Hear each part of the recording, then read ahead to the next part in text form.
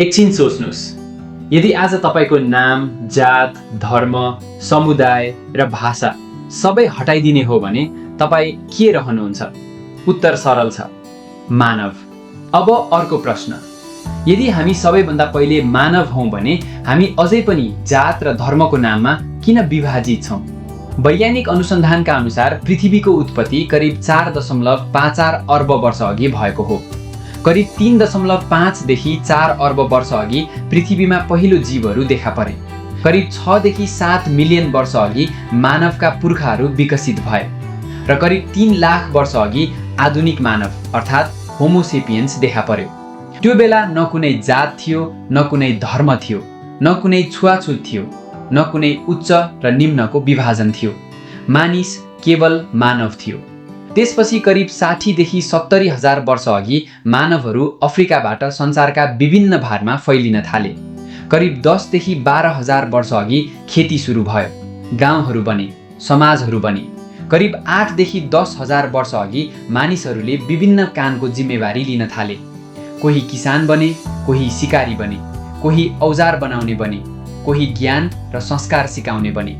तर त्यो बेला पनि काम छुट्टिएको थियो, मानिस छुट्टिएका थिएनन्। करिब 5 देखि 6 हजार वर्ष अघि सभ्यताहरू बने, राज्यहरू बने, कानुन बने, सामाजिक संरचनाहरू बने।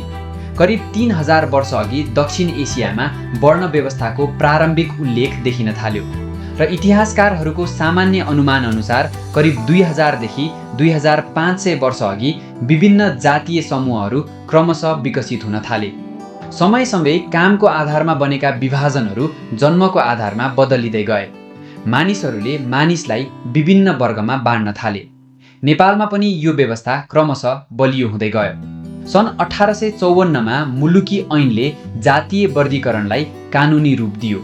सन् 1963 मा नेपालले कानुनी रूपमा छुवाछुत हटाउने महत्त्वपूर्ण कदम चाल्यो र आज नेपालको कानुनले सबै नागरिकलाई समान अधिकार भएको मान्छ।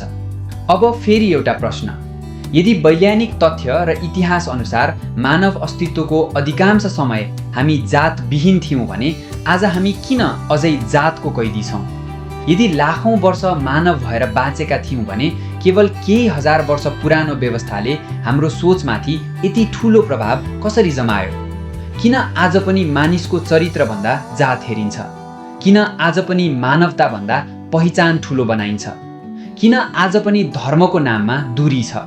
किन आज पनि समुदायको नाममा घृणा छ? सायद समस्या जातमा मात्र छैन, सायद समस्या हाम्रो सोचमा छ। हामीले बनाएका व्यवस्थाहरूलाई हामीले नै प्रश्न गर्न छोड्यौं। हामीले परम्परालाई बुझ्नुभन्दा अन्धो रूपमा दोहोर्याउन थाल्यौं। हामीले विवेक प्रयोग गर्नुभन्दा पहिलेका धारणाहरूलाई अन्तिम सत्य मान्न थाल्यौं। एउटा पुरानो भनाइ छ, सुतिरहेको मानिसलाई उठाउन सजिलो हुन्छ, तर सुतेको जस्तो गर्ने मानिसलाई उठाउन धेरै गाह्रो हुन्छ। आज प्रश्न अरू कसैलाई होइन, हामी आफैलाई हो। के हामी वास्तवमै सत्य खोज्न चाहन्छौँ कि हामीले पहिले नै बनाइसकेका निष्कर्षहरूलाई मात्र जोगाउन चाहन्छौँ? के हामी विवेक प्रयोग गर्न तयार छौँ कि हामी केवल जन्मसँगै पाएका पहिचानहरूलाई अन्तिम सत्य मान्न चाहन्छौँ? वैज्ञानिक दृष्टिले हेर्दा हामी सबै एउटै प्रजातिका हौँ। हामी सबै होमो सेपियन्स हौँ। हाम्रो छालाको रङ फरक हुन सक्छ, हाम्रो भाषा फरक हुन सक्छ, हाम्रो धर्म फरक हुन सक्छ, हाम्रो संस्कृति फरक हुन सक्छ, पर हाम्रो जैविक उत्पत्ति एउटै मानव परिवारसँग जोडिएको छ। धर्म रहोस्, संस्कृति रहोस्, भाषा रहोस्, परम्परा रहोस्, पहिचान पनि रहोस्, तर घृणा नरहोस्, छुवाछुत नरहोस्, मानिसमाथि मानिसको अपमान नरहोस्। किनकि करिब 4.54 अर्ब वर्षको पृथ्वीको इतिहासमा जातको इतिहास निकै छोटो छ, तर मानवताको इतिहास धेरै ठुलो छ। र अन्ततः हामी सबैभन्दा पहिले मानव हौँ। जातभन्दा ठुलो मानवता हो, धर्मभन्दा ठुलो करुणा हो, सम्मानभन्दा ठुलो कुनै पहिचान हुँदैन र विवेक प्रयोग गर्ने साहसभन्दा ठुलो कुनै क्रान्ति हुँदैन। म शिरीष, यस्तै प्रेरणादायी भिडियोहरू हेर्नको लागि मलाई लाइक र फलो गर्न नभुल्नुहोला।